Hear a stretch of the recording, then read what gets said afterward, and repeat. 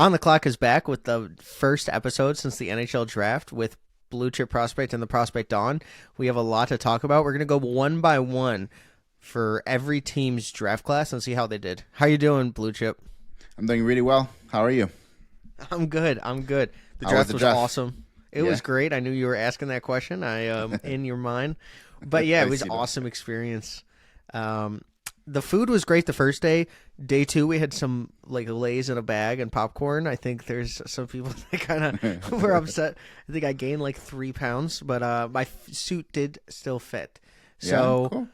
yeah, it was awesome. I got like free waters, and I was just like stacking them up. Like it was all. I got to interview Anton Frundell. Like I saw McQueen. He said hey to me, which was cool, even though he's like 7 feet tall. I don't like it's crazy. And now we're starting with the Ducks Yeah, because basically. it was the first alphabetical number or letter in the Yeah. Great in number. Elite Prospects. The number Yeah. 8. And 95. What about that? Yeah, great number. A for 8. Yeah. Yeah. Well, Roger McQueen is now number 95, which is awesome because of Lightning McQueen. Yeah, that's pretty sweet. I have you ever watched those movies? Have you watched the car movie? Yeah, I saw them. Not that I necessarily remember everything in it. I'm not like a big fan of the Disney stuff and all these things, but I know obviously who Flash McQueen is, like everybody else. And I saw the picture of him with the 95 jersey on, so I thought that was cool. Yeah, that was sick. But let's start with their draft class. What do you think, from a grade standpoint, you would grade the Anaheim Ducks draft You class? want to do grades like A, B, C, D, E, and F, or just like An A, B, 8. A, B, C? A, B, C, D, 8, F. Yeah. I think we should do that. I think, Definitely. First thing first, at number 10, getting Roger McQueen.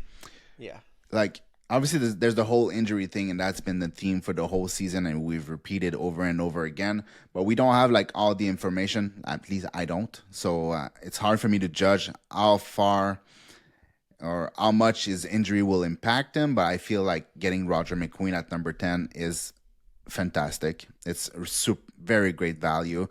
Obviously, if everything goes well, if the back is not too injured or it's not recurrent or anything like that. But getting a player of that size and that skill that can skate like him, shoot like him, pass like him, it's great. And they have a solid top 6. They have big bodies in there with Seneca coming up. They already have McTavish, Carson, Cutter Gauthier. Now they're adding Roger McQueen. Like, they're all gonna be like 6'5" and more. So it's gonna be a hard team to play against. And it's not like he's just big; he's also very skilled. So I think it's a very good pick. Outside of that, there's not any other pick that I'm really excited by. Like, I know a lot of people like Eric Nilsson. Like, I like him too, but is he special? Is he something you're excited by at getting at 45? Not in my case. Outside of that, Emile Guité at number 159, which is a good bet. Like, the guy was seen as maybe a future first round last year. It did not work out at all. People were thinking, like, he has a very good shot, but he didn't score whatsoever, and everybody was expecting a lot of production out of him. But, like, you're still getting a guy with a high-end shot, and maybe he figures it out next year in the QMJHL and it works out. Maybe it doesn't. But I would say overall, it's probably a B plus, maybe something like that, B plus or A minus because of Roger McQueen. But the rest, the 45 and the 60, are not necessarily my favorite picks. Yeah, I think you nailed it on the head. I was going to say B plus, so I wish I went first. But yeah, when I saw at 159 Emile Guité, who is obviously the correct pronunciation for that, Yes, I would say, yes, for sure. when I heard you say it, I was like, I can't repeat that. I liked this guy during summer scouting. I thought he was going to be a lot higher than 159. I think he was going to probably be a couple rounds earlier. But obviously they get him, and I think it's a little more of a steal. That was kind of him and Drew Shock. I really did like the values there. You take a swing at 104 with the goalie. I have heard a lot about him, but it's just like I haven't. So. It's more of a you have to take a goalie swing in every class. I think a lot of teams did that. Mm-hmm. mainly it's more 5, 6, or 7 round if you're not taking a top goalie. So fourth round is just an earlier swing. But the thing is, like, Nilsson and McQueen, I would say, are the two prizes of this class. Really, Roger McQueen is the prize because he could be one of the highest upsides in the entire class. Very Pat Verbeek, very Beckett Seneca, which is interesting that they also picked him. But 6'5", has so much skill, great hands, great feet. I feel like the back injury was a little overblown. I think that this guy's going to be one of the highest sellers for like rookie jerseys in the entire class as well. But you can market him pretty well, and I think he's going to be able to become a top 6 player for your team. I think Eric Nilsson slots more in the third line for them. Maybe that's exciting for some because it's more projectable, but he does have some upside, but I just don't know how much. Everything else here, like Noah Reed or Drew Schock, I think it's just they could have. It's very hard to hit on third, fourth round, fifth round picks, so they did a good job. Sure. So yeah, you had to take Roger McQueen there. Basically, Roger McQueen is carrying the class for them. Yeah, that's the reason why they're getting a B+. Everything else, like you said, Eric Nilsson is fine. It's not that it's a bad player. It's just nothing else is exciting in there. So I feel like we can just go to the next one. Yep. And we're gonna go with the Boston Bruins, and I'll let you start with that one since I started the other one.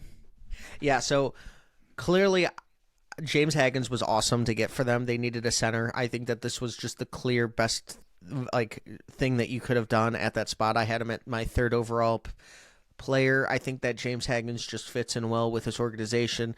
Obviously, you get William Moore at 51, which I think is an absolute steal. Liam Pettersson is a good pick. I think that they left some value on the board there, but obviously if they just traded for Soderstrom, which is also a Swedish defenseman, so maybe they see, maybe they saw something in him as well. Cooper Simpson is somebody that I do really like as well. I thought going to 79 was a little of an overreaction to some of his weaknesses.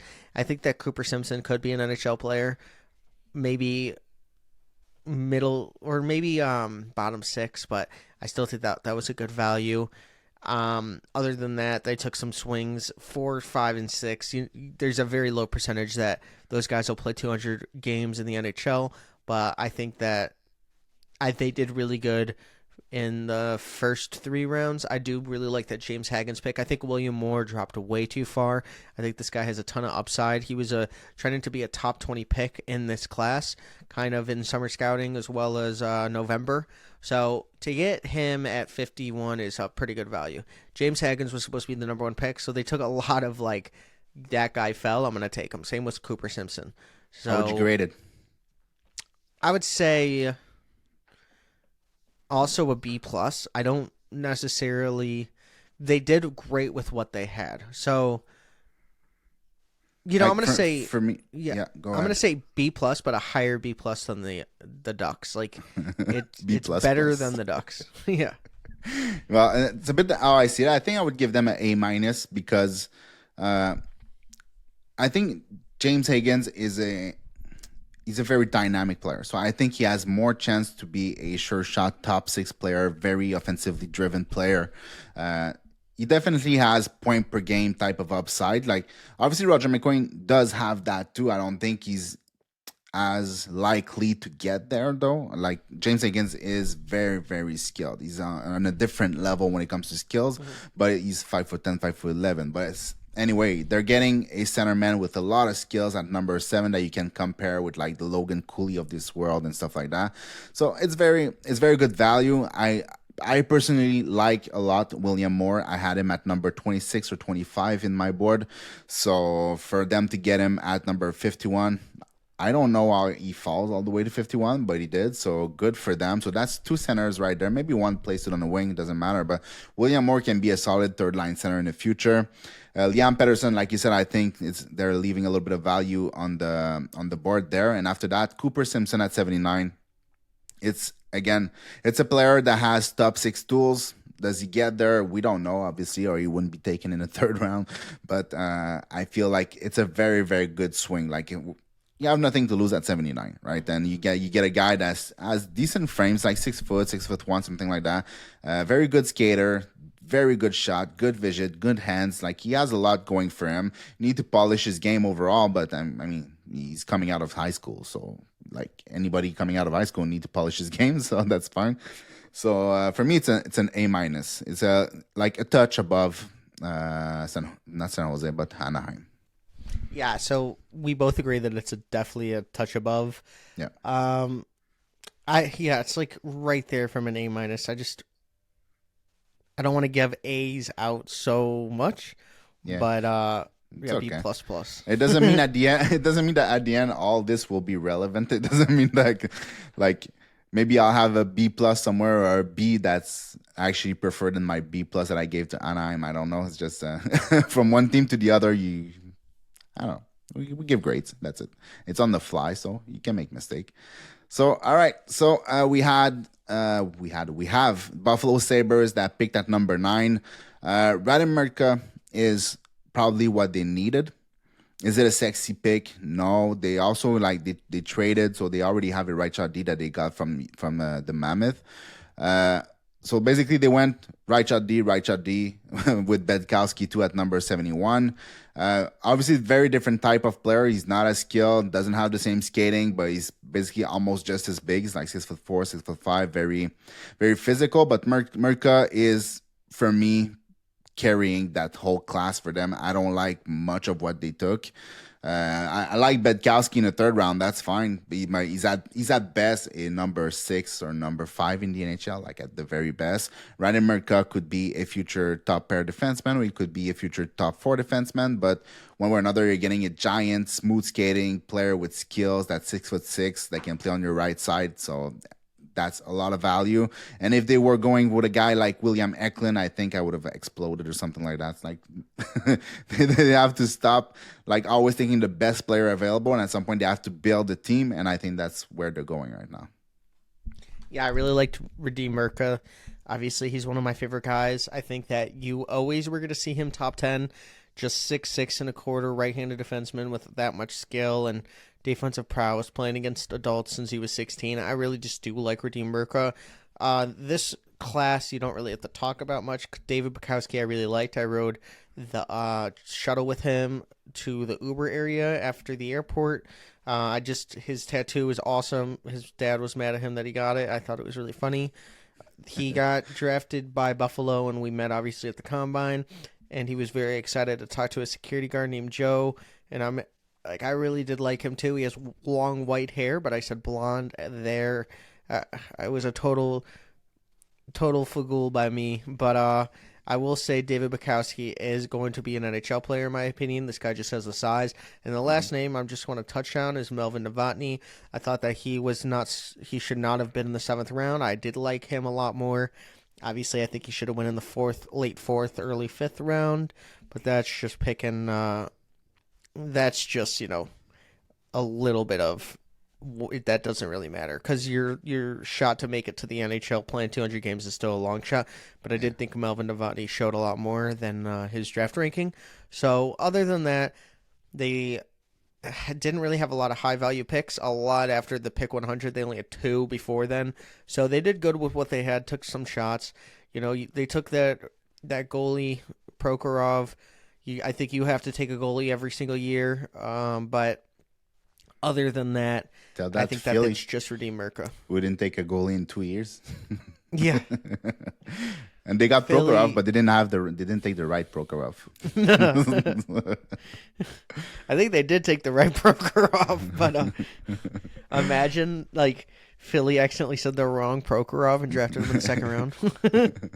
That would have been funny. Well, what's your grade for that? I didn't say my grade, but for me, I think it's like a B minus or something like that. I would say B. B minus is pretty much. I agree with that. Let's jump to Calgary, and Calgary had 2 pick in the 1st round. It's your turn. I like this. Yeah, me too. Rezhny Potter, really good value. Can you just think about getting Rezhny and Potter in the 1st round? I thought, if you're the Blackhawks, that's kind of who you thought I would draft. Yeah. 2 under 6 foot forwards. But Calgary can do that with their prospect pool, which is get anybody you can. Colin Potter was great. I was very surprised, about Maceo Phillips going to 80. I like Theo. Theo's good. Aiden Lane was cool to get in the 6th round, but again, like long shots after the 3rd round. I think Maceo Phillips is going to be an absolute steal. He's going to play very well with the Golden Gophers next year, in my opinion, with Jacob Rombach, who is one of my favorite guys, and he got drafted 35, so shout out him because I really liked his game this year. I would just say, this is probably a B+. It's trending to A-, but you don't have that elite guy. I think you got a lot of pieces in this class. Cole Rezhny, no one helped his stock more than him the last 2 months of the season. Colin Potter showed that he can play against men in the NCAA. Maceo Phillips is going to be playing there. So, I would give this a B+. What do you think? I agree with that. I think I look at those names and I can see 5 potential NHL players in there. Like Cole Rezhny, Colin Potter is very good. Obviously, they are small player. They are player that are more on the skill side than the hard side and stuff like that. But I love Cole Rezhny. I love Colin Potter. Even though I had Colin Potter a little lower, like 27 in my ranking, it's just because of the 5'9.5" thing. But the guy is still an amazing skater with a very good shot. Tried to place the inside. Very good hands. Very dynamic overall. But to get both, you're gonna have one that's probably going to hit into your top 6. I think it's fantastic. When I saw that, I was like, that's really, really cool for them that they get both Cole Rezhny and Colin Potter. And then in the 2nd round, they go with Theo Staxelius, which is a much bigger guy, he's like 6'3" or something like that. Very different type of player, but still a guy that you can project in an NHL bottom 6. Maceo Phillips, who is probably a 3rd pair type of D, but a guy that can hurt, a guy that can play very physically. And then you have Aiden Lane, who I think is a very good a good swing in the 6th round for a player that does have skill, has a hard shot, can skate well enough, good hands, decent size too at 6'1". So I really like what they did with what they had. They didn't have a top 15 pick or anything like that, and they still got out of there with significant skills. So yeah, I would go B+, A- if there was something between that. That's where I would land. B++ is yes, B++. All right, next one, Carolina. All right, the team that's taken 18 Russians in the last 4 years. What do you think? And there's the 18 you said. 18 Russians. Is that a real number? Yeah. Okay. Yeah. Yeah, that's what I was told. It looks like that, right? And every name that you see is a name that you thought they were probably going to take, except of Charlie Serrato, which is I was shocked at that. yeah, in the 2nd round. But when I was watching the end of the 2nd day, and I saw that Philip Ekberg wasn't taken by 215 or something like that, and I saw that they took him at 220. I was like, if there's one team who's going to take Philip Ekberg now, it's going to be Carolina. Same thing with Ivan Ryabkin. They don't care about the issues with character.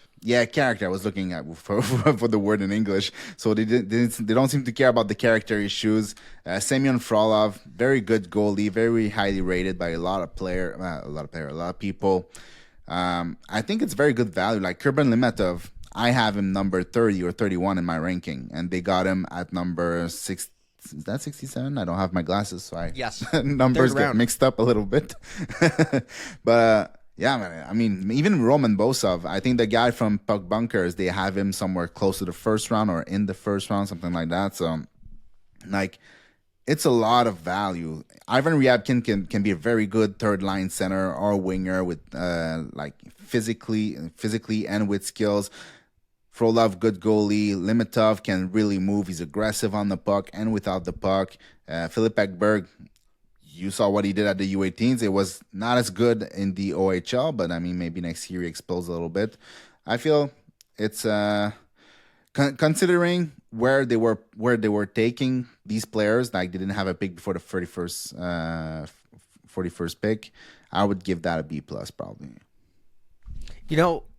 I really like what they did trading back from 29 to get 34 and 62, and then flipping 34 for 41, and another pick. I mean, they just know how to work a draft. You get value based on the value that you're given. Getting Frolov, who is supposed to be a first-round pick in some people's eyes, getting Ivan Ryabkin, 62, which a lot of people thought could be a top 10 pick in this class 12 months ago.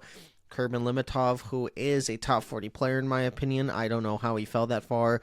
Philip Ekberg is at least a second or third round player in my book. Obviously, all of these guys had weaknesses, and that's why they fell. But the thing is, I think Charlie Serrato was a funny pick for them because that was kind of completely off the board of what we thought the Canes were going to do. Yeah. But they obviously saw something in him. I think they left a lot of value off the board, but it's the Canes. So whoever they pick is probably going to be good. I think that this is this is going to be my first A, which is an A-. I think that going from 29, getting all those picks, and then going to picking first 41 and still getting a first round talent in multiple areas is I thought they did a really good job. So, and then they can sell all of this by trading Scott Moreau at first and second, and paying Miller $7.5 million for 8 years. Can I ask? Can you grade that trade for me? Well, I think New York did very well. That's for sure. In 5 years from now or 3 years from now, is there a significant difference between Scott Morrow and Kandra Miller? I don't know. Like the Morrow contract. The contract. But I mean, on the ice, it's like Kandra Miller is like, you look at him and you want him to be a certain type of player. You want him to first bring the offensive side that he has, but you want him to bring more physicality. But he's a very good skater. He has so much going for him, but he doesn't know how to use it all at the same time. And so, he's like what? He's like 25 now, something like that. So yeah, he's 25. Morrow's 22.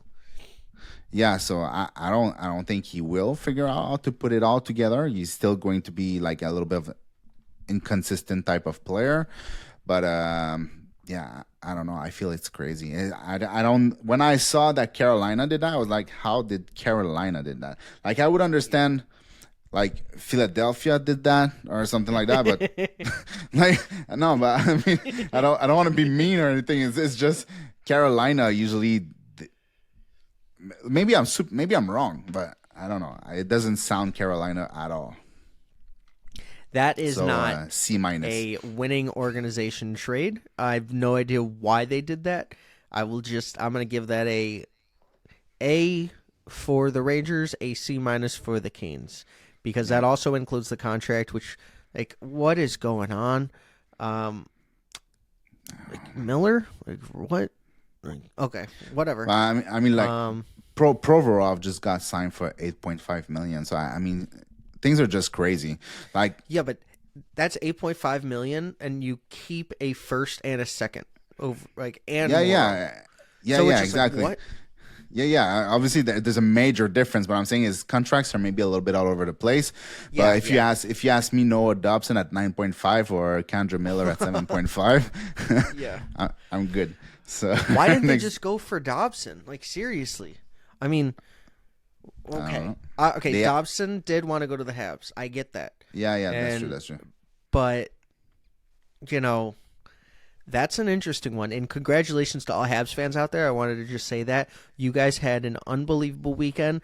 I feel like the Habs are next on top, and I think that I will say this, they are going to be the first Canadian team to bring back the cup in like 30 years. It's not going to be the Oilers. It's going to be the Habs. In 30 years or in the last 30 years?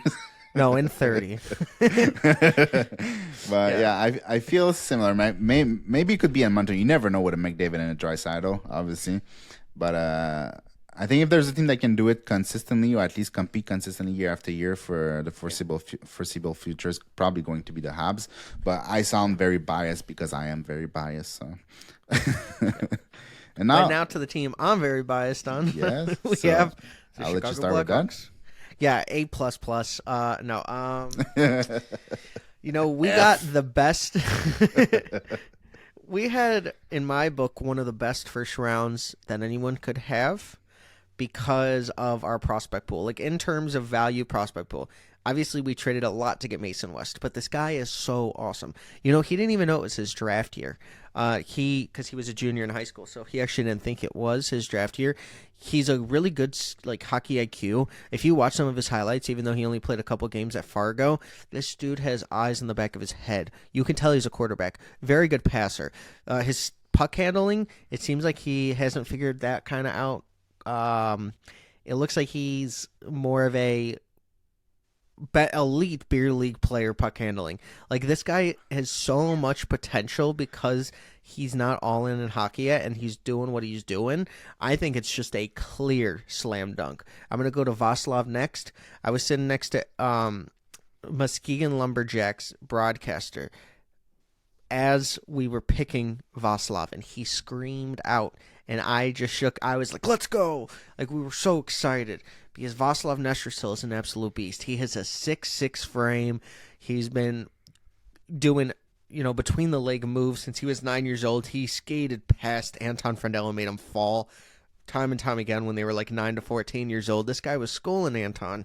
I think Vaslav has so much potential. Obviously, I always say this guy was one of my best interviews this year. 4 brothers. One got drafted in the 3rd round of the Red Wings. This guy's grown up around hockey. I think that his offensive ability is going to show. And then Anton Frandell is just an absolute beast. I feel like this was a guy that should have been a top 5 pick. I probably, when it's all said and done, is he the most power forward of everybody that was in the top 5? Yeah, probably. If Porter Martone just used his body more and played more of an Anton Frandell game, then yeah, you take Porter Martone. But there's skating issues there. There's some other things, and he fell down to 6, not 4 or 5. So I do feel like Anton probably was the best fit for what the Blackhawks are doing. They wanted more floor as well as that upside with that shot and that heavy slap shot that he has too. He's going to be able to play on the same line as Bedard, I believe. He said... They asked what position he wants to be. He said whatever Bedard's not. And I truly love that because this guy knows that he wants to play with Bedard. So then Nathan Bem, like you had said, I think Cam Robinson had him 45 or something on his board. Obviously, it was more of a value pick. But like you said, I'm going to steal what you had said. So this is all blue chip. But this guy has top 6 skill. If he's not necessarily in the top 6, I would be a little worried in my end because this guy's going to be a very skilled 3rd-line player. That would be awesome, but we have a lot of those, so I would have liked defensemen. I would have liked David Bitkowski or somewhere in that range, Maceo Phillips, Limitov, but we didn't go that way. We went Ashton Cumby, who is Ashton Cumby. And then we went, which I have no idea. Like, he could be good. Parker Holmes played pretty well in the OHL. He had 1 goal in 21 games, 0 assists. A lot of upside, but those guys, they are just lotto tickets that could be better. I like that Parker Holmes only had a couple games under his belt in the OHL and didn't really play a lot. So you have upside. The goalie that we took in the 7th round, I don't really know much about him. I didn't really watch a lot, so he had like a 9.43 save percentage, and he was an overager, so maybe he is good. I like that. I just definitely like taking goalies every round or every draft, every round. So every single round. I'll give this. Yeah, every round you take a goalie. Like trade back in, but I would say this would be a minus. I do think that this is an A- draft just because Anton Frandell, you can't go wrong. Vaslav West get a lot of upside. What do you think? Yeah, I think like everybody knows, at least anybody who will listen to me before know that I'm not necessarily the biggest Anton Frandell guy, but it's not like I don't understand why he would be picked there. I think Caleb Denoyer would have been probably better in my opinion because I have Caleb Denoyer 3rd and I have Anton Frandell 10th, but they are like they are close. Stop it. they are close. Like Anton Frandell has a special element in his game. You could put him on the flank or in the bumper, and you have a 30-goal scorer right there, right? Just because of his shot. Is he a great skater? No. Is he a great battler on the board? Much better in the second half than he was in the first half. He does have size. He's heavy on the puck. Like, he does a lot of good things. He tracks back on defense. So it's not like he's a bad player whatsoever. It's just he doesn't have, outside of his shot, which there's a lot of very good shooter. Like, take Cole Arzeman from last year. He was an amazing shooter. He still went like 19th or something like that. So it's just he doesn't have another element in his game that really pops, that really makes you think like, yes, that guy is a top 5. But I mean, maybe it's a home run. Like, maybe he's a Anton Lundell. Maybe he's more than that. I don't know. We'll see. But I still like the player. Like, I really like his ability to bring the puck from the board to the inside. So that's really good. Vaclav Nestrasil, you've mocked him there for like 200 times in the last month. So, so when it came out, is the first thing I thought of was to actually tag you in the post that I made, because I was like, I'm sure this guy's just screaming all over the place. Mason West, very good bet. Like you said, it's like he's very raw. He makes me think of a guy like Sam Renza. I think I told you that before, but obviously different position, but the same type of rawness. So like there's upside there. Maybe those two players end up being in middle 6 or in your bottom 6, but they're still like, they're not players that will only play in your top 6, and if they don't, then they're useless. No, they will be a fantastic player in your bottom 6 too. So there's a lot of value there. Nathan Bem is a guy with a good shot, decent size. Like you said, he's top 6 or probably doesn't play. I'm not sure if he plays at all, but I mean, I like him. Like, he's a guy that I had in my second round. Julius Sumpf is a guy that I think I heard his name for the last like 5 years. I can't remember. I don't know how old he is, but I feel like every game that I've watched, I heard his name.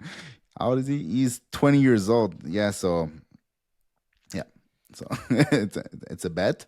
And outside of that, I don't know much about the other one, so I cannot really talk. But I feel like it's solid B plus A minus, because the first round is a very good first round in my opinion.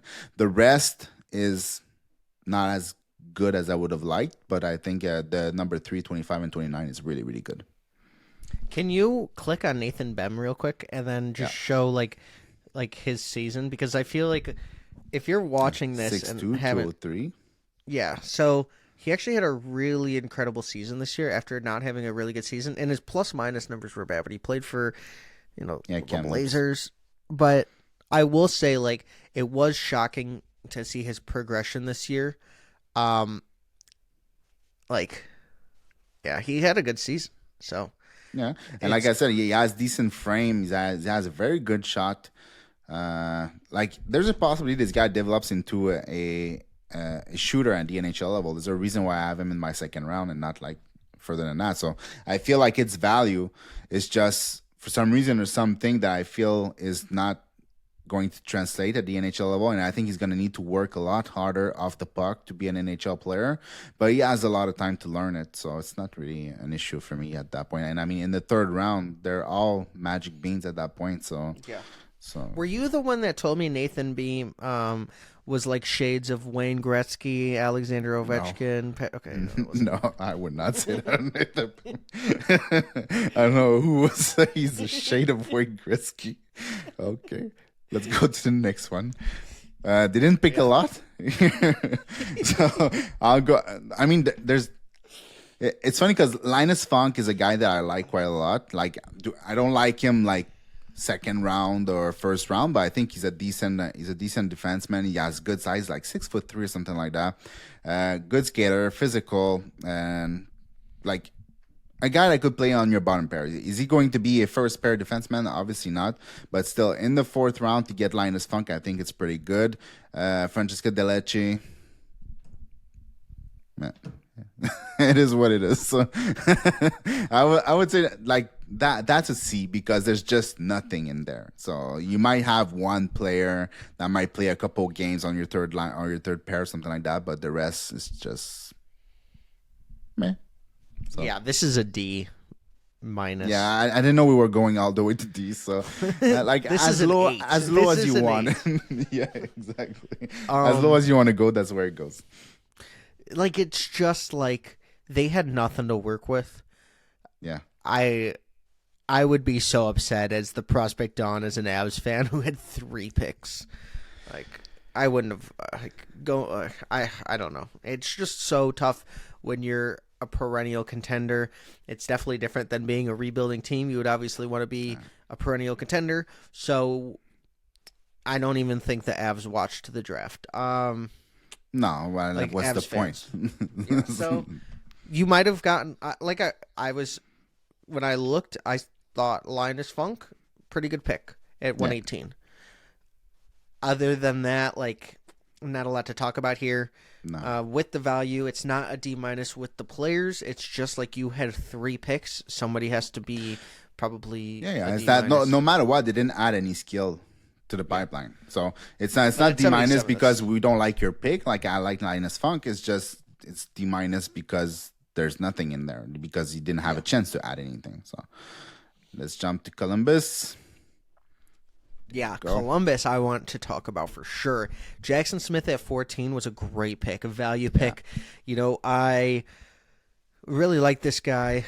But what I will say is Andreanov, I'm sorry. He had just signed for 2030, like 2 days before the draft, at his team, and I was really surprised that you said that would actually help him because you get to keep him forever. Then he gets to, ripe while he's under contract there. He's going to get a lot of playing time because he's signed. And a goalie's going to take 4 to 7 years anyway. But what I was thinking was this was going to be where Frolov went. And obviously the Hurricanes got him at 41. But the thing about this is it wasn't Ravensbergen, it wasn't Frolov, it wasn't Ivan Kovic, who probably was never going to go in this range based on his size. And you were always telling me that. But I didn't think that Columbus was the one that was going to take a goalie at this spot. And also, they left so much value on the board with the players that were there. You don't have a pick until 76, and you're going to take a run at a goalie at 20 when you could have gotten him at 31, 32, 40, whatever it was. Yeah, and that's my question. Is like, Andreanov is like, maybe he's on the same level as Ivan Kovic. Maybe they like him more than Ivan Kovic, but he's around the same size, right? He's like a 6-foot goalie, 5'11" goalie, something like that. Like, why number 20? Like, usually those players that are, even the one that becomes good, like Dustin Wolf or UC Saros, like, they are late picks. Like, Wolf is a 7th round pick. UC Saros is what? He's like a 3rd round, 4th round pick, something like that. So why number 20? I feel it's one hell of a reach. I mean, maybe he's the best goalie of all of them, but number 20 is very high. Like, Ivan Kovic went in the 2nd round, and I don't see why Andreanov should go higher than Ivan Kovic. Yeah. Here are the players that they left off the board. Cam Reed, who was in my top 15. Riker Lee, obviously, I think that would have been, Riker Lee he shouldn't go 20, but Bill Zonin could have. Colin Potter, Zurovsky. Obviously, these guys fell. Like, who would you have taken? I feel like a lot of the players, like Malcolm Spence, Lakovic. Yeah, of course. Yeah, you get out of there at number 14 and 20 with Jackson Smith and Lyndon Lakovic. I mean, that's a winner. And can you believe that he fell that far? Like, dude, the Predators. You have 3 first-round picks, and you're not going to use one of them on Lakovic. I mean, I get it, but Riker Lee, I get. Like, he could actually be a star. I've said this, but you have star potential with Lakovic. I mean, that was crazy. I get why the Blackhawks went Vasilov Nestersil. And if I didn't, I really zoned in on him early. But if I didn't and I wasn't doing this, I would be super upset that they didn't get Lakovic. Because I believe that Vasilov is going to be a really good player. Like, I can't say star because that would just be hard on him. But this guy is 6'6" with a ton of upside, and he hasn't even scratched the surface. With a guy, so that was the only pick I believe you can say. Like, William Horkov, I don't think that he should have went above Lakovic. Logan Hensler, I get, but like Zonin, I don't think that he should have went. Like, I don't understand Why he went there. Andrianov should not have. All the time that he was falling, I was hoping for the Habs to move up and try to snag him. It would have been beautiful to get out of there with Noah Dobson and Lyndon Lakovic.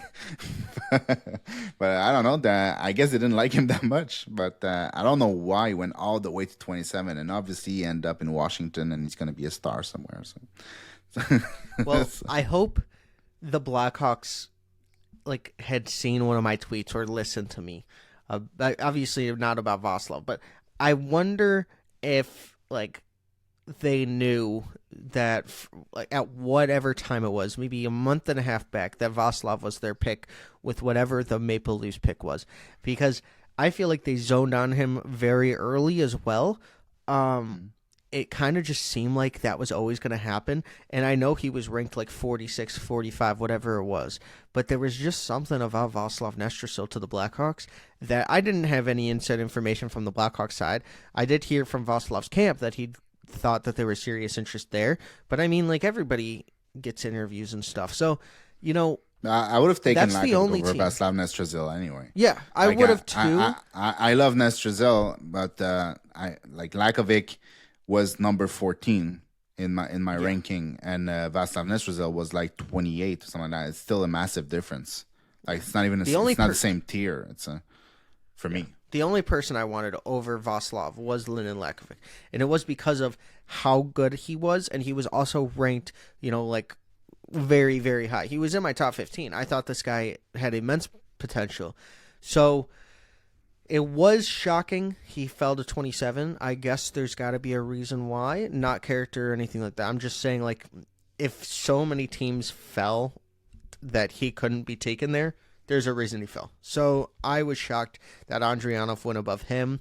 Obviously, if Lekovic had gone where he was supposed to, the Vaslav thing would have been oh my God. I was still oh my God. I was very excited. But the only thing was that Lyndon Lakovic was still there. And I really love Vaslav. I think that he's going to be a very good player. But I'm so surprised Lakovic fell that far. Than that, to stay on the subject, I would say B. B for Columbus. Because you get Jackson Smith, I think that's going to be a top 4 player in your entire defense. They had this guy ranked 4, so maybe they see him as a top 4 defenseman. I mean, a top pair defenseman. I could definitely see that 6'3" with a ton of offensive upside that he didn't really show this year in the dub. Going to NCAA level, I like it. Owen Griffin is also a really good pick at 160. Yeah, just B. Yeah, I agree with that. Let's go to the next one. The Dallas Stars. And they didn't pick before the 94th pick. And they started off with Cameron Schmidt. So they basically traded one Cameron Schmidt and picked another Cameron Schmidt. Obviously, I feel like Stankoven is better than Cameron Schmidt, or I would have Cameron Schmidt higher in my ranking. But outside of that, there's not too much that I know in those players. When I look at those names, there's not much that jumps at me. So I know Cameron Schmidt, and I feel like at 94th, it's very, very good value. Dynamic player, dynamic skater, great shot, great hands. Doesn't have much vision on the ice, I think. He varies very tunnel vision in the sense that if he sees in the space to shoot, he's going to shoot, and no matter what.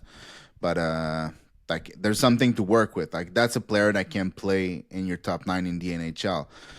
Outside of that, I can't speak for the other ones. Mm-hmm. So I would say, considering what they have, it's probably a B-, considering the picks that they have.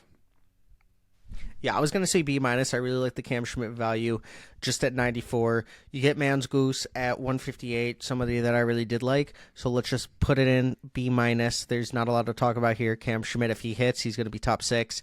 But yeah. Cool.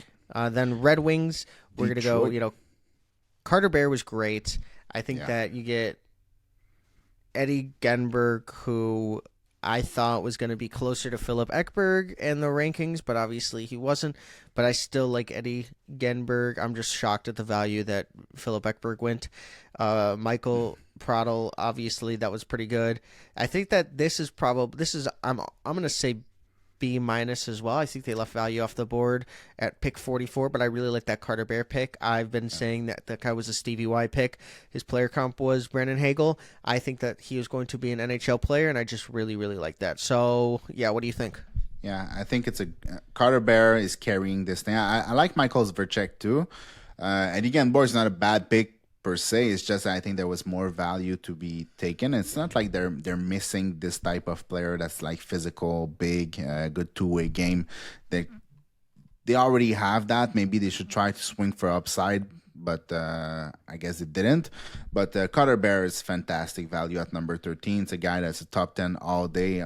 Obviously, there was the injury, so we don't know, but top 10 all day for me. Ends Vercheck. So I would say you gave them B minus. Is that what you said?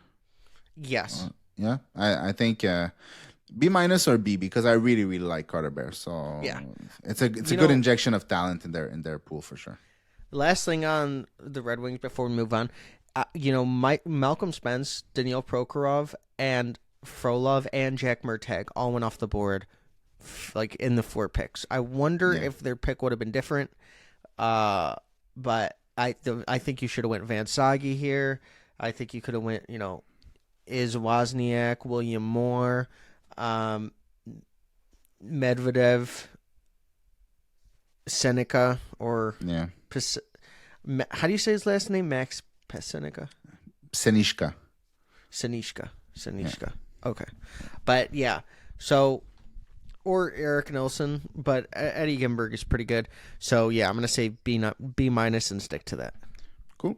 All right. Oh, no, right, not the right button. We'll do all the drafts. Let's go to Edmonton, and same thing. Edmonton didn't have much, but Tommy Lafrenière is fine. I like the Aiden Park pick. Yeah, that was awesome.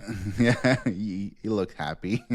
Even Lewandowski is not bad. It's just is there one NHL player in there? I'm not sure. So and Asher Barnett's pretty good. Yeah, but for me that has to be a C or C minus because they just didn't have the weapon to have a lot of skills, and I just don't like it overall. I'm going to say C plus just because they selected Aiden Park. It would have been C, but that was an awesome moment. He was wearing a hoodie and shorts, and his family wasn't even there. So David Lewandowski, I thought, should not have gone 117. Asher Barnett, I don't think should have went 131. And Lafrenière, 83. I think that was kind of right range, but maybe 10 picks earlier or whatever. Did you see Riker Lee laughing at Aiden Park? When he saw him, he was selected, like he was doing an interview, and he saw him on the TV, and he got up with his short and his hoodie, and they're roommates. So I heard that they were supposed to hang out, and he wasn't going to go to the draft, but then he had to fly on a private plane. Riker Lee had to fly on a private plane, so they didn't hang out. I think Aiden Park lives in that area. He lives in LA or something like that. So anyway, when Riker Lee saw him with his hoodie and his shorts, he was in the middle of an interview and he started laughing because when he saw it on TV. So I thought it was pretty funny. But that's awesome. Yeah. All right. Next one. You said what for this? You said C plus because of Aiden Park, but C probably. I just like the story. Yeah. Florida. This one's a quick one. Yeah, but at the same time, I don't know much about these two. But Shamar Moses and Arvid Draw, I think, is two very, very good value pick in the 5th round and 6th round. Arvid Draw is a highly, highly competitive player that plays very, very hard. He's just 5'11" or something like that, so he's not super heavy, not super big. So it's a style that's hard to translate to the NHL when you're that size. But I feel like he has the making of a bottom 6 player. And Shamar Moses is underrated. Didn't make a lot of points this season, but he does have very good shots. He's a decent skater, decent size, like 6'1" or something like that. So I feel like those are two good bet. Considering what they had, that would be a C plus for me because of these two players. I would say just C. I don't know necessarily if any of these players are going to play 200 games in the NHL just on these projections, but you never know with Florida. So I'm just going to say C, and there's not really much to talk about here. Cool. LA had the star of the show in the 6th or 7th round. That kid was the one that announced the pick. I thought that was awesome. Yeah, he had a lot of energy, huh? Yeah. He was like trying to get people to clap and shit. Yeah. He was funny. Yeah. And he was like, that's good for this crowd. But Yeah, I think Christian Epperson was really good value. Same with Henry Busevich, even though I think that was the right range for him, but he played well in the Mem Cup. Obviously, his minutes kept lowering during the playoffs, but he obviously earned them and earned the respect. I think, And it's always like that in with the London Knights anyway. It's not like it's something new that the yeah, younger players lose minutes in the playoff or even throughout the season. So like I'm not sure how much of a story it is, but it is still there. But I mean, if you're gonna bet on somebody, bet on a player that's playing for the London Knights, and you're probably gonna get an NHL player. Number 59, they got Wojtek Sihash, which is a very decent player. I mean, it's not bad value at all. Christian Epperson's really good. They also have Will Sharp, like their last pick at 216, which is a D that put up quite a bit of point. If I'm not mistaken, like he has like almost 50 points or something like that. I'm just gonna check to make sure. Not 50, obviously, but 28 plus 16. combined. Yeah. So he did pretty well, 44. but look, minus 41 in Kelowna, but Kelowna was terrible when they traded. So, but yeah, decent size. It's hard defensively. It was all season, but outside of that, couple good value pick, like you said, like Bruce Tevich, Hash, and Epperson. So I would say that's a solid C plus, All right, I would say maybe B beyond minus, this. C plus. Yeah. Yeah, somewhere around there. Cool. Minnesota Wild. I didn't pick until 92, no, 52. I can't see anything. I think Yeah, they left go ahead. value on the board. I think Adam Banak is the star of this Yeah, draft. Obviously, if he hits, I think he's going to be a really good player, but he's very tiny. But Klippenstein's not bad too. I think this is a C. Just Adam Banak. I think, like I said, they left value on the board at 52. Yeah. I'm surprised that they have like like high pick, not necessarily high, but like in the second round, and they go with Theodore Hawkins.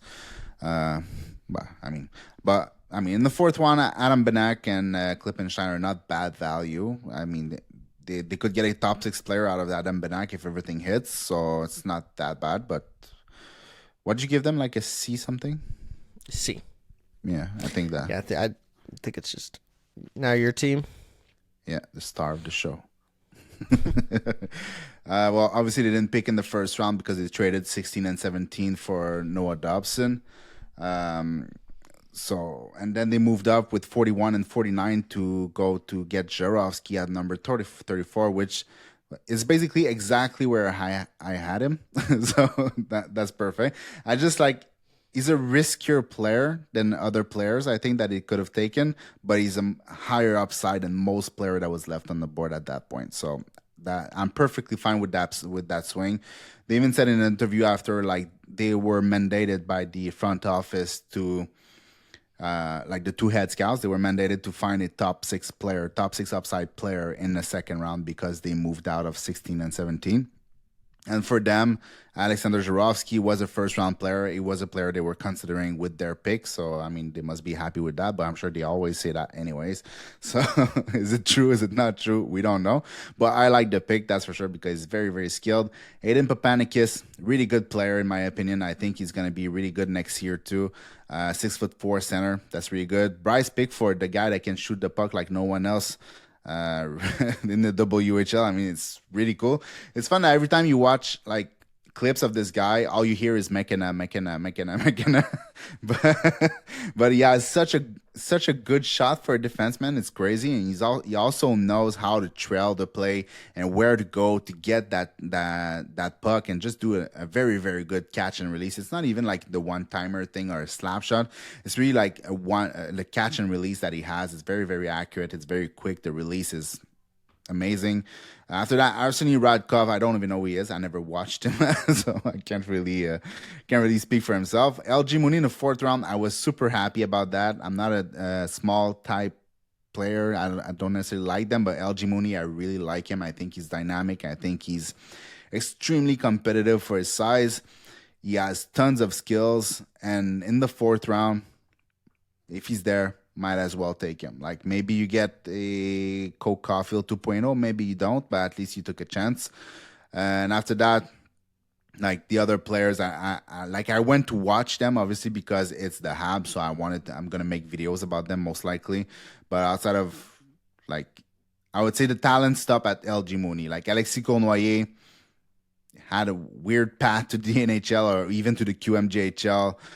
All the other ones, it's just like they maybe play, maybe they don't. I don't know. It's hard to say at that point. But overall, with what they had, I would say it's probably a B, something like that. If you had the fact that they added Noah Dobson over that, then it's an A plus. So I would say this is an A minus because Zurovsky, if that was true, that he was 17-16 on their board, I really do like the value there. Obviously, you get Dobson basically for one first-round pick and then a second if that was the case.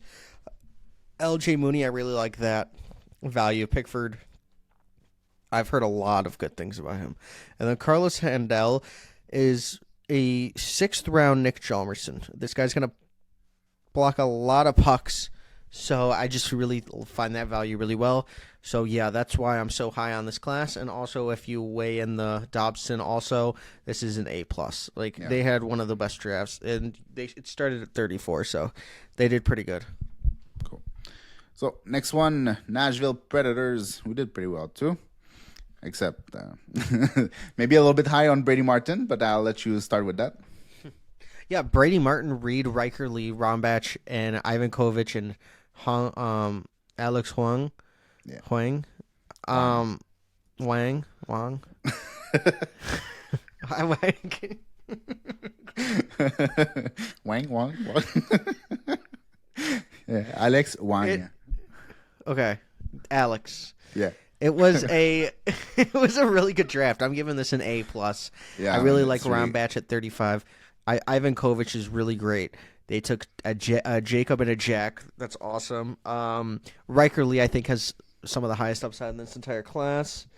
I think Cameron Reed, definitely a top 15 player on my board, but you allow him to fall to you at 21 because Andrei Drayanov, and maybe you don't take Lynn Lakovich was the only thing, and Brady Martin, I think, is a top 12 player, not 5, but other than that, you did good. A+, in my opinion. First A+, or A. Yeah. I'll say A, not A+. I would give an A+ if they didn't take Brady Martin at number 5.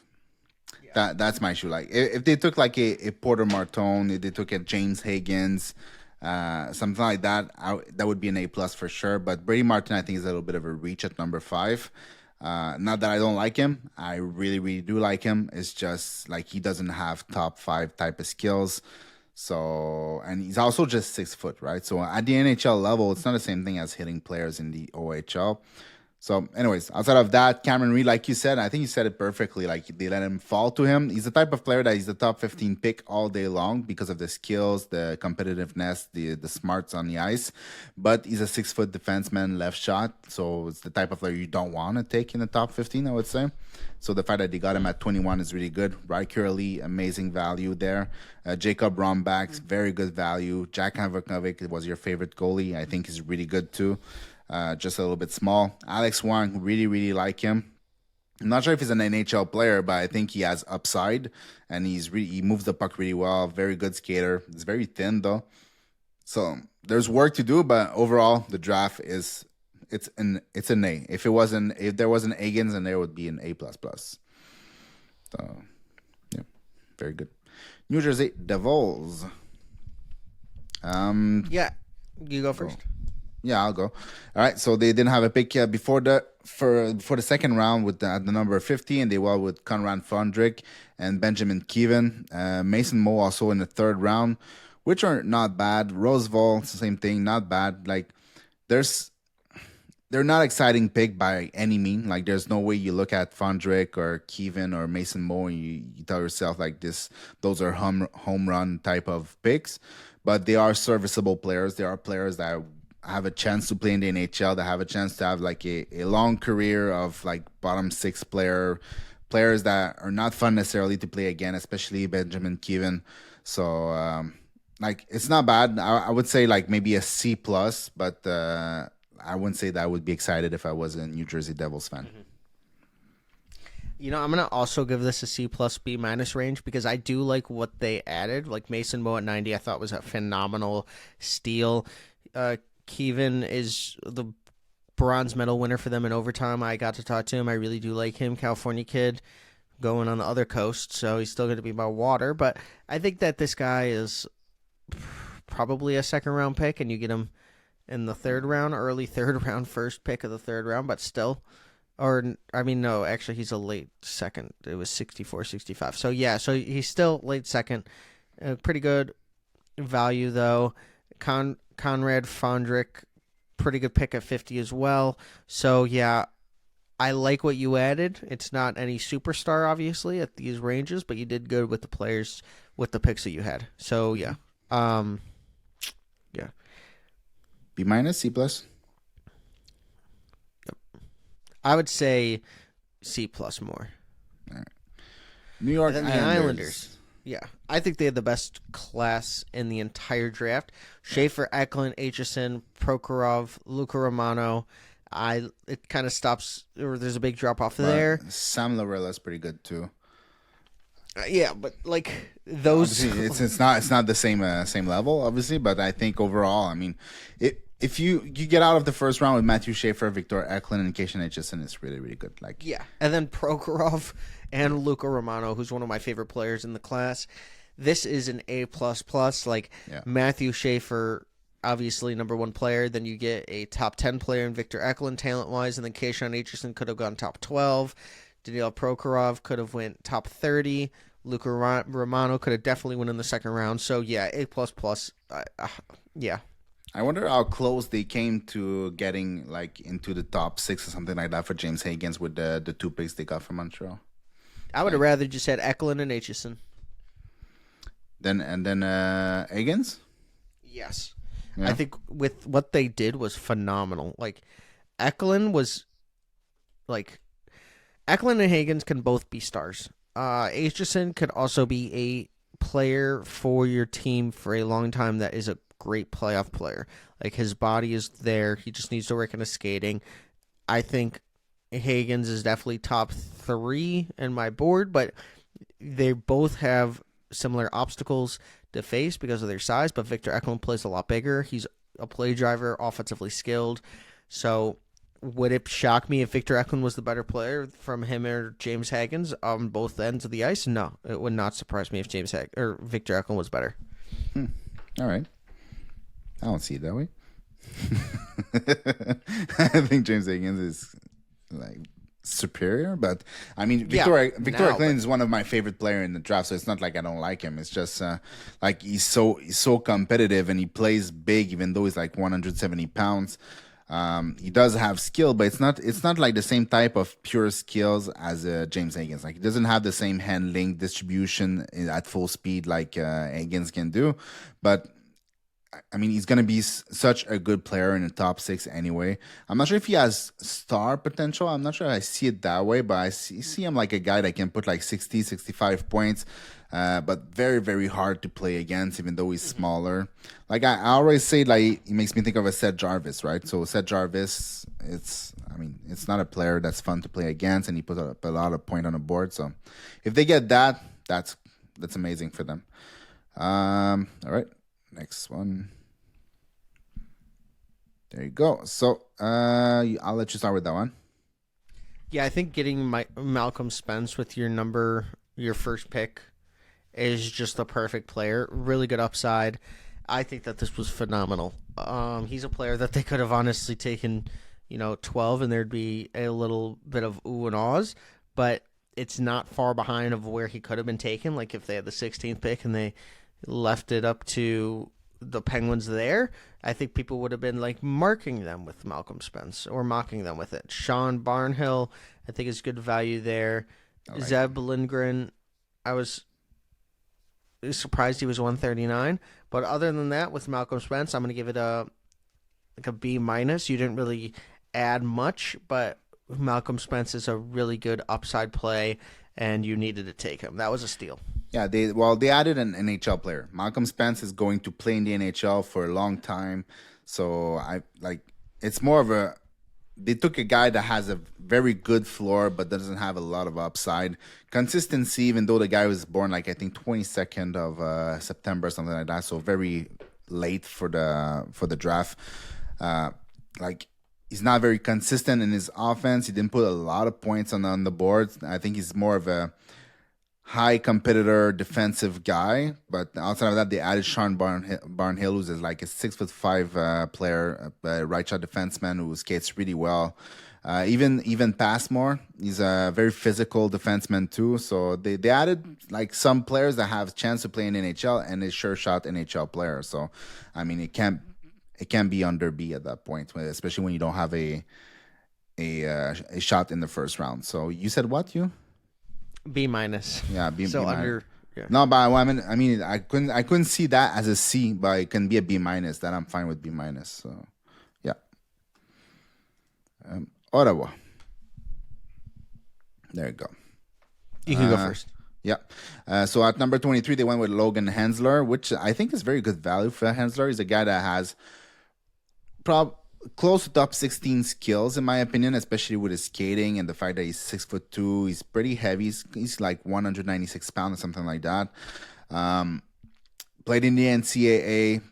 Tough beginning of the season, but good second half of the season. Very much more assertive with the puck and without the puck. Outside of that, like I know Bruno Itzan is not a bad pick, but there's not much about Lucas Beckman. I didn't know they took Lucas Beckman, so that's a really good pick in my opinion because he's a goalie that I really like this season. So overall, I mean Logan Hensler, it's gonna be really good for them because now they have Carter Yakimchuk from last year and Logan Hensler, so they're like really building that right side of the defense.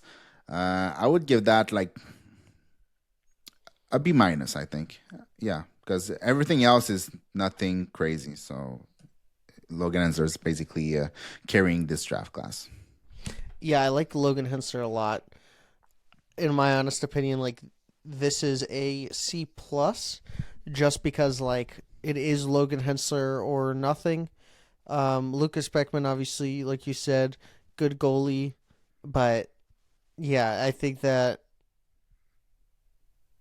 it's just you could get a top 4 defenseman in Logan Hensler, so it can't be like a D or a C, but C plus I think is good basically. All right, I say B minus, and I don't like them, so I'm generous. Philadelphia. You don't like who? Oh, Ottawa Senators. Okay. Yeah, annoying fans. So I will. I mean, don't you?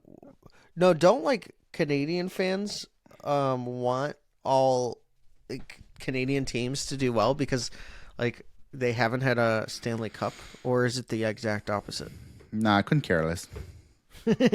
I really don't care about who wins the Stanley Cup unless it's the Canadians. The rest, gotcha. No clue. Like, I'm super happy for Florida to be there like 3 years in a row and winning 2 in a row. Like, I love dynasties, so I really don't care where they come from. I'm super happy for Edmonton too. Like, obviously, I was cheering for Edmonton because if I have to choose between a Florida team or a Canadian team at that point, unless if it's Ottawa or if it's Toronto, I'm never gonna cheer for them.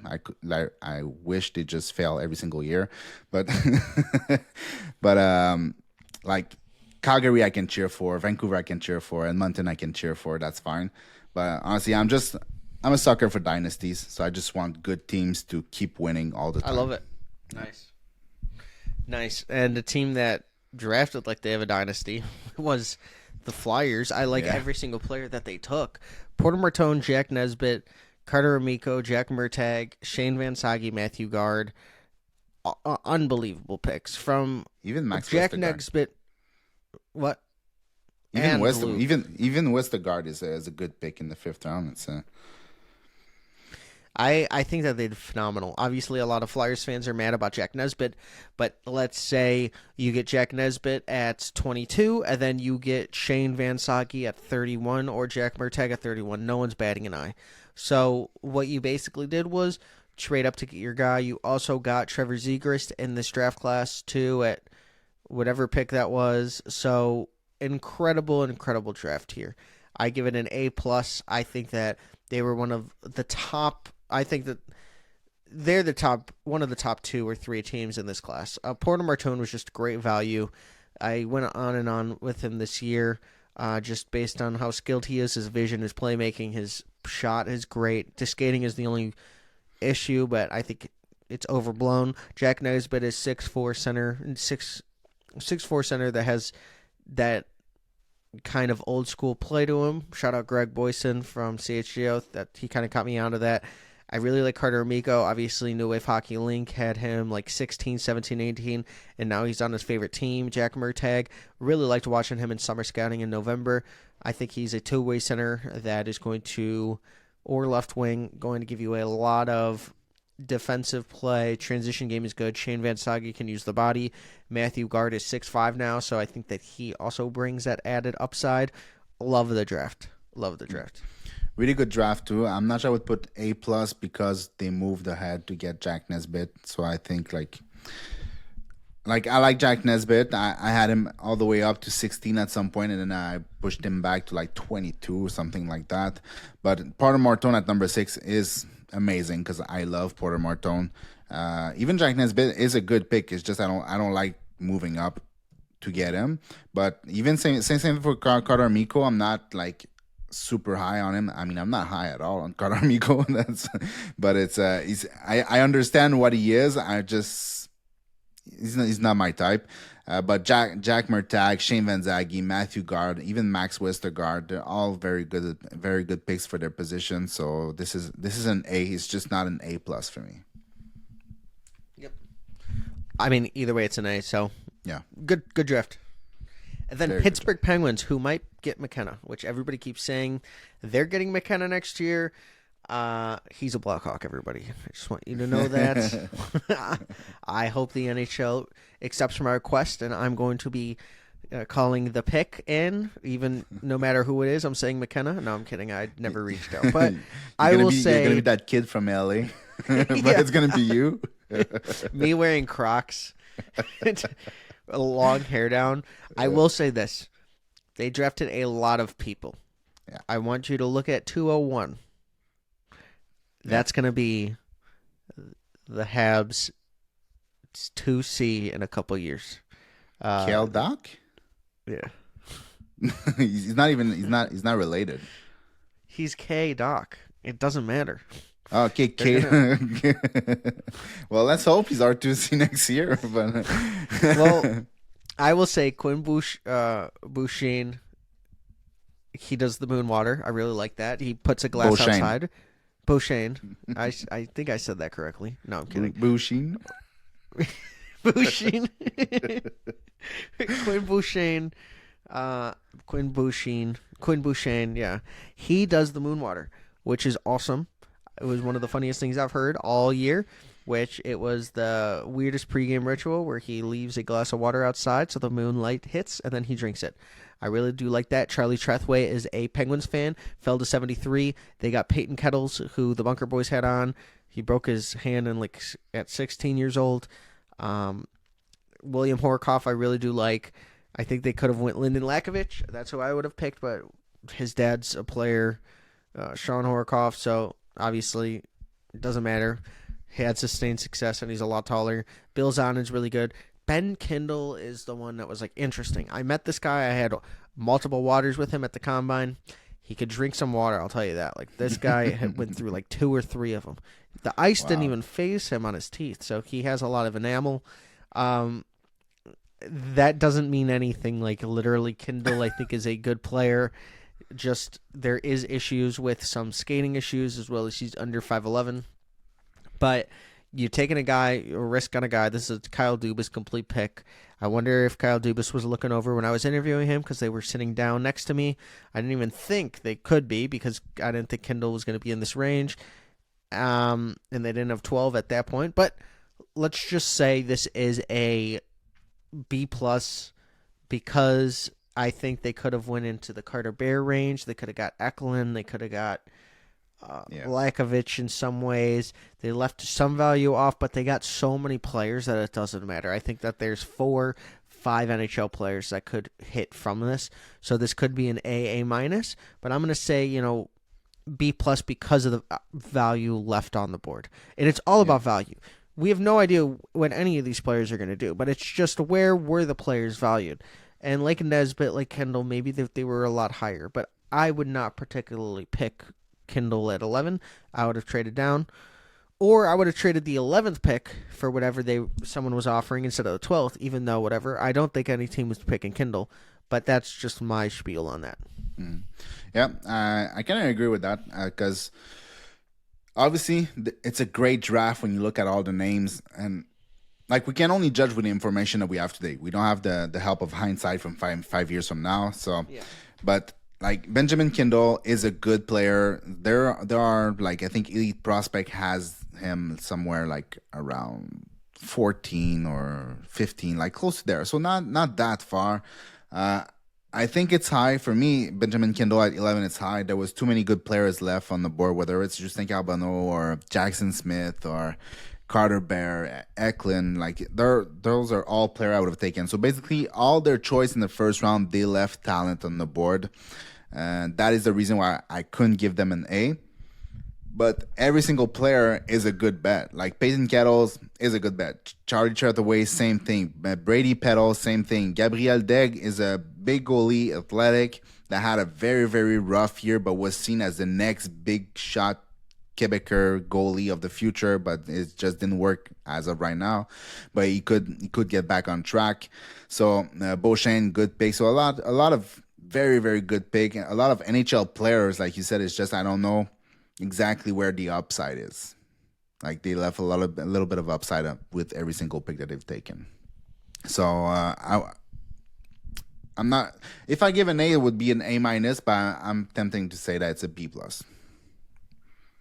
Yeah, so B plus for me, B plus for you, A minus, somewhere in that range. But yeah, and they took a lot of players. So San Jose, I think they did really well with Michael Misa, Ravensburg, and Wang.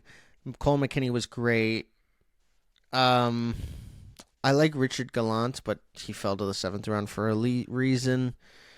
I would say, I saw Shang. He posted like Shakir Madulin walked so that yeah. So that whatever number, I don't know his name. I want this cut. I don't know how to say any of these guys' names. Like, can you say like the name that the Sharks picked at 115 for me? This one, I don't know. Magomed Sultanov. Yeah, Elias Magomed Sultanov. Elias Magomed Sultanov. Yeah, it's not too bad. It's easier than Muka Mudalin or whatever it is. And then. Can you Zach Sharp? No, I'm kidding. Yeah. So hard. They took the hardest name and then the easiest name back to back. I really do like that. I'm Simon Wang. I think if someone was going to take him, it was going to be like the Sharks, the Preds, the Ducks, like the Blackhawks, any team with multiple first round picks and then early second right then and there. I do like the value of taking Cole McKinney. I thought that 53 was way too far for him. Joshua Ravensbergen is also a value pick. I think that they just did value, upside, blah, blah, blah. So I'm going to say A minus because you get Michael Misa, you get Ravensbergen, you get Wang, Cole McKinney. Yeah. It's like A minus. It's in that range. I agree with that. Michael Misa obviously is the big thing here. Is the player that you would have liked to have.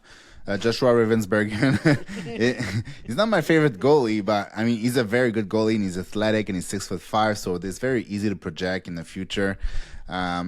Waxy Wang, Simon Wang, whatever. I'm not sure.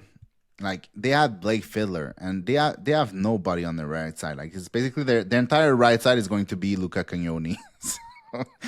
It's gonna be rough, but I don't know. I would have went with Fiddler way over Wang. I think Wang it's a hell of a project. Like it could work. Like don't get me wrong, the guy is like he's towering. He's like 6'6" or 6'8" or whatever, and he skates really, really well for his size. Not just for his size, he skates really, really well, bar none. But like he can't make a pass, he can't handle the puck, he can't do anything with the puck on his stick. Like there's nothing that works when he has the puck on his stick. So there's a long way to go between where he is it now and where the NHL is. Like it's unfathomable for me how he's going to get there. So Blake Fiddler would have been a way better choice for me, especially since they have nothing on the right side. But Cole McKinney at 53 is really good value. So overall, I think it's a decent draft with the pick that they had. Michael Misa was a no-brainer. So like an A minus, but I'm not necessarily impressed by it. Next one. Seattle Kraken. My turn, your turn? You can go. All right. So here at number 8, they went with Jake O'Brien. I really thought they were going to go with Radim Murka. I think they needed to go with a defenseman at some point in the first round, but I feel like they will never take a defenseman in the first round. Looks like it. But they got Blake Fiddler at 36, so like all is well for them. Somebody they get out of there with Jake O'Brien at number 8 and Blake Fiddler at number 36. They could pick not a single other player and it would be a win. Like I think it's exactly what they needed. Big right shot defenseman and a very good center. Now they're gonna have like only centers in in their top 9. Like basically everybody's gonna be able to take a draw and win the draw. But Jake O'Brien is a fantastic player, one of my favorite all season. So I think this is really good. I would say it's easy A minus, even maybe A, considering the fact that they got Blake Fiddler at 36.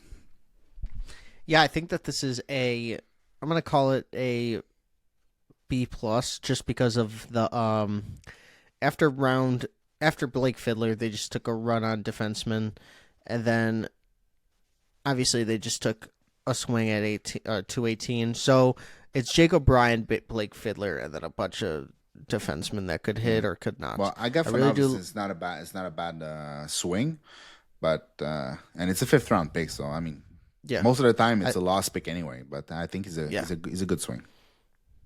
I did like that they took Will Reynolds and, just a bunch of D after. I do like Blake Fiddler. That was a great pick at that range, because it basically allowed you to take Jake O'Brien, who was falling, and I do really like Jake O'Brien a lot. So, yeah, B plus in my opinion. Yeah, I think they did good.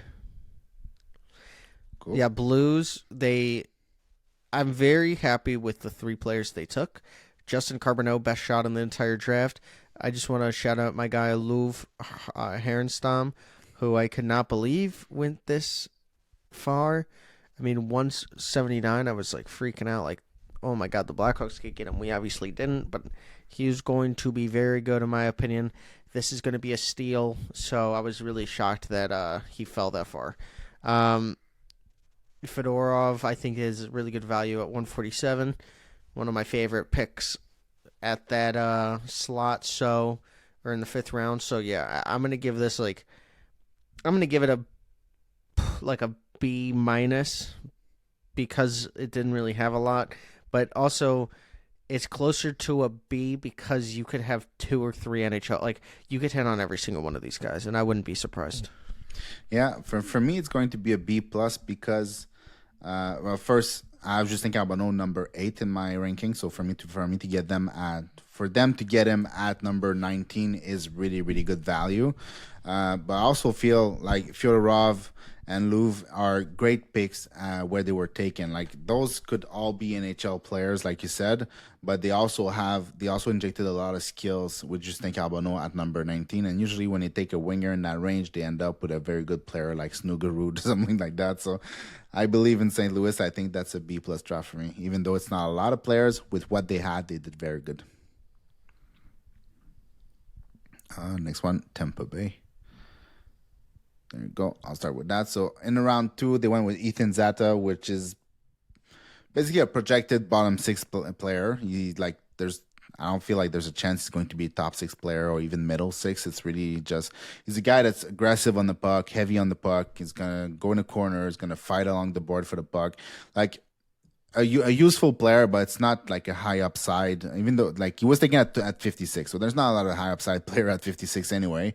And it's a body that has a good chance to play in the NHL. So if you can get a player at 56 that has a good chance to play in the NHL, and you're Tampa Bay and you never get to pick anything, and when you pick somebody in the first round, they don't want to play for you. Well, I mean, at some point, I feel like that's a success. It's a player that's going to play most likely, and outside of that, some of them, most of them, I don't know them, but I'm not impressed by any other names. So it's I would say like it's a C. That's all. I'm going to go with yeah, I think C is probably the perfect fit. Zada is good value at 56. Aiden Foster was surprising that he fell that far to 127. I kind of was higher on him. 151, you get Everett Baldwin, who was an interesting, like, could he have gone in the fourth round? Yeah, of course. But could he have also been a seventh round pick? Yeah. So, I mean, you're a fifth round. I think that this is a class where nothing really pops out at you. You kind of left value on the board at 56 too, but Lightning aren't really used to having draft picks as well. So, like, they trade a lot of them. So getting Zata was actually pretty good. Will he ever be a Lightning? I have no idea because they do trade a lot of their young talent because they're always contending. But I think it was a good start for them. All right. Do the next one. Toronto, which didn't have a pick two until like end of second. So, well, same thing here basically. They took Tinus Leclobar, which is a player that I know of. It's a player that I've watched a couple of times. It's not like I know a lot about him, but he never struck me as a good player. I think like he's decent. He has a chance to play in the NHL. Same thing with Harry Nancy. I think he has a chance to play in the NHL. In which capacity? Like maybe as a 13th forward or a fourth line forward. And same thing with Tinus Leclobar. It's probably like a replacement type level of defenseman. But I would say that's a C minus for me. Even though there's two players that I quite like, it's just not great. Mm-hmm. Yeah, I think this is a C plus. I'll give him a C plus. I like Tyler Hopkins. I like William Bell. There's not really much to talk about here. Obviously, Toronto Maple Leafs, they didn't really have a pick yet till 64, so they did go with their third and fourth round picks. Maybe we see an NHL or two here. I know Tyler Hopkins is probably going to be a little popular there, so yeah, I'm going to say C plus. Yeah, for Utah had a pretty good draft in my opinion. Yeah. Getting Caleb Desnoyers was really good. Max was Sinishka. really good. Oh yeah, Max Sinishka was really good. Other than that, I think that it was just a lot of swings. So, just getting Caleb Desnoyers instead of Brady Martin makes this. Because imagine they took Brady Martin, like here, it would have been looked at as a lot worse. So, they took the guy that they should have taken. That's all I'll say. And I think they get two players. I think Max Nisha is going to play in the NHL. Like, again, in which capacity, I don't know. Maybe he's probably a third pair defenseman. I'm not sure he's a top four defenseman, but Caleb Desnoyers is going to be top six center, two-way center for them in the future. It's going to like kind of insulate Logan Cooley. Cooley's going to be able to do his stuff on the first line, and Caleb Desnoyers is going to be able to be the hard matchup type of a guy. So it's perfect. It's outside of those two, like, meh. But those two together, I think it's very good. So, like, I don't know. Is it a B minus, something like that? I don't know. I say C plus. Yeah, the Caleb Desnoyers is good enough for me to be a B minus. I think. Okay. C plus with Caleb Desnoyers. What is that? All right. Yeah. So this one, I really like every single player that they took. I thought it was really good value everywhere. Matthew Lansing, I just want to touch on him for a sec. Like, I don't think he should have been 207. I think he should have been around like 125, somewhere in that range. I thought that he showed out pretty well. Kieran Dervin, I really did like. I got to talk to him. He thought the Blackhawks might have been interested, so he was drafted one pick before. Maybe they were, but it was unfortunate. Medvedev, I do like this pick at 47. Yeah. And the prize is Braden Coots, who I actually marked here at 15. I really do like this guy. Definitely a 200-foot center that could do it all. So it's just a slam dunk. I'm going to call it a B, B class, because you got a lot of players that I really liked. So, yeah, B. Yeah, I'll go with B minus. I really like Brandon Coots too. I think he fits also in Vancouver. They need centers, and he's going to be a good center for them. Alexei Medvedev is a very good goalie. He's not like one of my favorite in the class, but I understand like to take a bet on him at 47. I have no problem with that. And like you said, Matthew Lansing is pretty good too. So I would say with B minus, not yeah, B minus. I'm good with B minus. That's what it is. I have nothing else to say. Let's go with Vegas. Vegas at number 55, they went with Jacob Wozniak. And they also went with Matteo Nabar at 85. What's his name? Weirmare? I don't know. Say his not last name. Alex. Yeah, yeah, Alex, and there's Jockfist. So Gustav. the 2 in the 6th round, I'm not too sure, but I feel like Wozniak at 55 is really good, and same thing with great value. Same thing with Matteo Nabar. I think it's very good value at 85. Like I'm not sure I would have taken him in the 2nd round, but that deep in the 3rd round, I'm very open to Matteo Nabar there. So. Considering what they had, that would be like a C plus or a B minus, something like that. I think that Wozniak is probably excited that he was the first player taken on the team, because going to 55 is tough, but being now you're probably one of the best Vegas prospects in their pool, it's a lot better. Well, that's why I said one of, because Connolly is really good, but is Wozniak, I really did not think he was going to fall that far. It was really interesting. So yeah, I'm gonna give this a C plus again, because I could see one player coming out, and that's Wozniak. Maybe Mateo comes out, but that's a so long shot. For sure. Well, in the 3rd round, they're always long shot, anyways. But Capitals stole this draft. They stole it. Lyndon Lakovich and Milton Gastrin at 37. Yeah. I mean, how did they do that? And then they got the discount Matthew Schaefer at 96 just because of his name. Discount. Yeah, not even written the same way. It's Schaffer.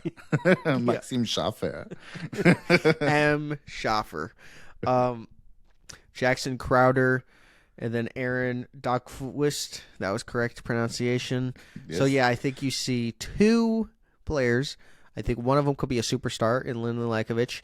And then the other, Maxim Schaefer. Milton Gastrin could also be a very good player. And Schaefer could also be a good player. Jackson Crowder. So I'm going to say, I will say A minus here. And not because of anything other than the values that they got. They were at 27 and they got my player that was at 13 on my board. And then Milton Gastrin was I could have seen him go middle 1st round if the right team took him. So I'm going to go A minus, even though that's a lot higher than a lot of the other teams that I had, selected or graded. But you got to think about values here. I'm thinking values all the way. I cannot believe they got Lyndon Lakovich 27. Yeah, essentially the same. I think they basically added a top 6 forward and a 3rd line centerman for their future. Like how you do that at 27 and 37, I don't know, but it's the NHL.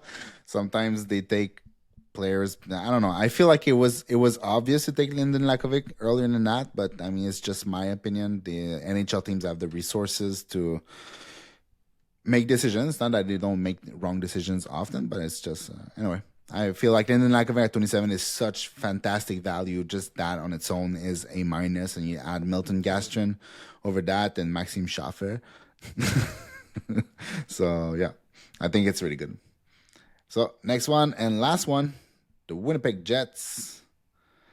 At number 1, they went with Sasha Boumedienne, who It's not one of my favorite. I didn't have him in my first round. I know a lot of people did by the end of the year, especially after the U18s. I try not to let the U18s influence my draft ranking as much as I guess I think most people. It's just one tournament of a couple games, best player in your country all together. So like I'm not sure I like that setup to basically make decisions on player, but he was really good at the U18s. He was very average, a little bit all over the place in the NCAA.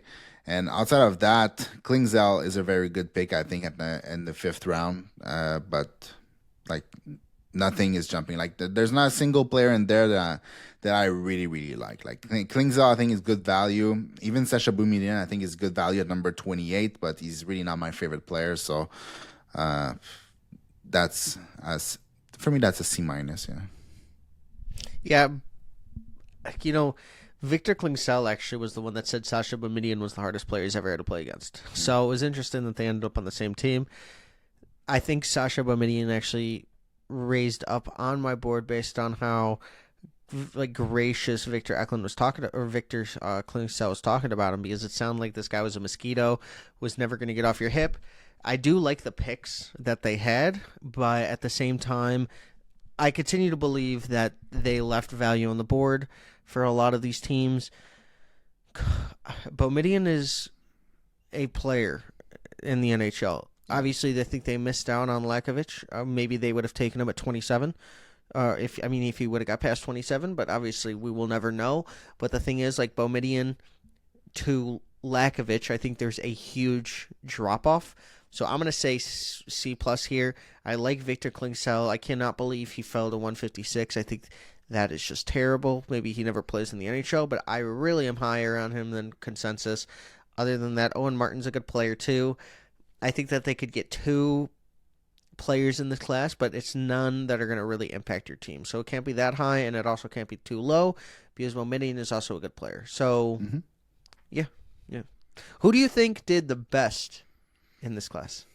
Comment that down below, but I want to hear Blue Chips prospects answer first. Well, the Islanders, I think, is by far the one that's winning this thing. I think Chicago did pretty well too. No, for real. Like I'm not.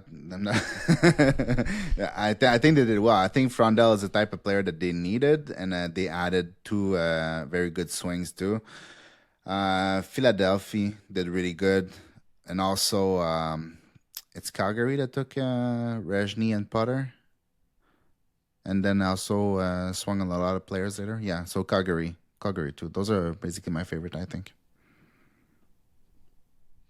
Yeah, I like Islanders. The Sharks did pretty good. I think the Flyers did pretty good outside of the Nesbitt thing, but also they said that there was 3 teams in the teens that probably would have taken him. I think the Blackhawks did phenomenal too. Like those are probably my top 4 teams based on value of the draft weekend. I think the Montreal Canadiens did one of the best, like top 5. You get Dobson, who should never even be on the open market. Let's just be clear. Yeah. That doesn't make sense. Like Islanders, it's okay. You got good value on your picks, but you didn't get a good trade, as well as you could have had him and Matthew Schaefer for years. Like, what are you doing? But yeah, that's besides the fact. Like, other than draft boards, I would also say the Capitals had a pretty good one because of the Lakovic thing. Just because you shouldn't have been able to get Lakovic. I like Calgary with what they did. I like Vancouver stealing Coots. I really do like Coots a lot. I think Jackson Smith with Columbus, their grade takes a hit because Andrianov, you're not going to get till 2030, and that just doesn't make sense. Like, for anybody out there watching, like, what is this guy saying? You're drafting a goalie for the next regime. Like, that's what's happened. I have a question for you. Of all the players that were left on the board at 16 and 17, is there any combination of those players that are to you the same value as Noah Dobson? Well, it would have been like you would have had to do like Eklund, Lakovic, Kayshawn Aitchison, and they did that. But it's not you would need like 2. You would need a pick in the top 10 and 16. but you kind of got that with Victor Eklund, and you kind of got that with Aitchison, because I could have seen Aitchison and Eklund go 9-11 or 9-12, and I wouldn't have been surprised. Like, seriously. Yeah. I would not have been surprised. So I think they did the best they could have done, but I still do not believe that it was the right decision because of the player you just drafted, which was a left-handed defenseman in Matthew Schaefer. You need to help him out with a right-handed defenseman. And he didn't want that much money. It's not like he wanted 13, 14 million. He's your franchise defenseman. He's somebody that has put up point totals. You pay him the money. They're a team, like, right-handed defensemen now are going for so much money and assets and capital. Like, you could have got Peterka, you could have got a lot. Like Buffalo paid Peterka for Kesselring. Yeah, like, dude, like Buffalo might have gave you Peterka and 9, like depending on what you're getting. Like, Peterka is about the ceiling of Victor Eklund, basically, right? Like, Peterka is a 70-point player who's intense, who skates like the wind. So it's like, I don't know. And they got Kesselring. So for me, like, I was looking at it because when I saw that Eklund was still on the board and they took Aitchison is not necessarily my favorite. I understand, like, the appeal of him, but he's not necessarily my favorite. I think the skating is a problem. I think the decision making is a problem. I think he gets himself out of the play a lot to hit player, which is a problem. We have a player like that in Montreal, and it's a problem. But it's like, I don't think I can find 10 right shot defensemen that are better than Noah Dobson in the NHL. So the way I was thinking about it is like you guys took Lev Shunov last year at number 2. Basically, what you would love for Lev Shunov to become is something like Noah Dobson, a guy that can defend, that has size, that skates like the wind, but also can put up points on the board, right? So I'm like, the value is just so good, and you get him in his prime. It's not a magic bean. It's not something, maybe he hits his ceiling, maybe he's way lower his ceiling, maybe he doesn't make it. It's like, you know what you're getting, and he's locked for 8 years. It's I don't understand how we get a player of that caliber with 2 mid-first round pick. It's just, it's beyond me. I'm super happy about it. Yeah. But like, I would be too. It's yeah. And like, the Islanders got the best players, the best scenario of players they could have got. Like, seriously. If it was the Habs, you would have probably got Eklund and Keishon Aitchison, whatever it is, or you still could have gotten Carbonneau. You still could have gotten Lekovic. You still could have gotten all these guys that we were like, if they're there, you take them. You got the guys that we didn't think were going to be there. So, but there's still question marks. The Habs, there's 100. I mean, all those you guys players, got a like top 10 right-handed defenseman for basically nothing. All those and players, you think about them as their ceilings, but the reality is that most of them will not hit their ceilings.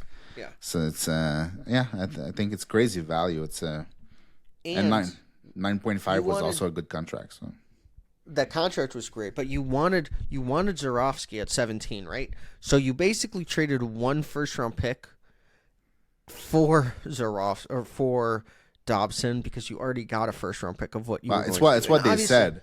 Is that true? Said. We don't know, but I mean, I was with Marco D'Amico the entire time, and he's the one that broke the Dobson news. Like, this guy is tapped in. He said this first. He was like, Zurovsky was the guy they wanted, and he has inside info. Like, this guy is somebody you definitely want to follow if you're any Habs fan. Like, RG Media does incredible work, and he's like one of the guys that does so much of the breaking news stuff. I feel that he had inside information on that. I mean, he told me he did, but I'm just saying, like, I feel that was true. It's like, clear they wanted that Zurovsky. He breaks a lot of stuff for the Habs, so. But he also said that if Zurovsky wasn't Russian, probably he would probably be in the teens as well. Like, even before, it was just there's a lot of risk. You don't get to see him as much. He doesn't play in the OHL. Like, blah blah blah. A lot of this stuff, you know. So Zurovsky is one of the best puck handlers in the entire class, and he fell that far. So I feel like you guys got a steal. And Dobson, like I continue to say, like, whatever Kent Hughes is doing and co, like, they're creating like a dynasty quickly. They stole Demidov. They didn't get Mitchkov, but they got Reinbacher, who's probably going to be a locked and loaded right-handed defenseman. Like Dobson was a multiplier for you guys, so now you could have that like right-handed defenseman on your second line or second pair for like the next 10 years. You stole Cole Hudson. Could you believe? What is or Lane? Sorry, you stole Lane. Yeah. And what is Lane and like Dobson gonna do together? Like that's gonna be crazy if that's who they pair them up with. Because I don't think that they would pair up Lane and Reinbacher. What I like is, at some point I think Lane Hudson is going to be with Reinbacher and Dobson is going to be with Gooley. Like that would make a very good defensive defenseman on each pair and a very good puck moving defenseman on each pair.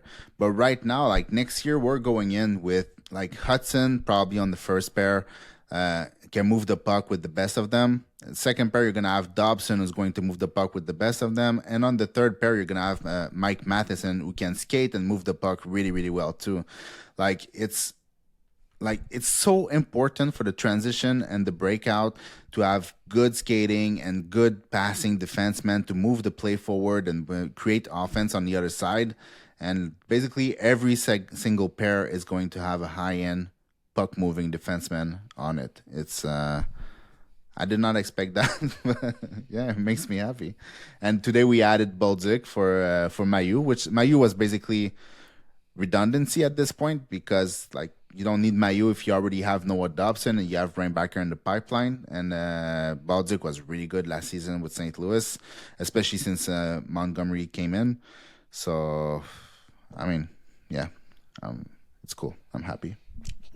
I mean, that's a dynasty you guys are building, if it all hits. And then Line A is somebody we don't even talk about, but he probably signs a team-friendly deal in the next coming days or so. But yeah, I really like what you guys are building. So, yeah, comment down below what you guys think we should do for the offseason.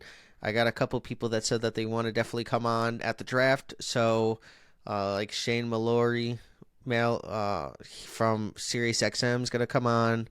There's going to be some really cool people over the offseason. So, definitely check us out on Spotify and YouTube and our links in the description. But thank you guys all for this. It was an awesome draft year.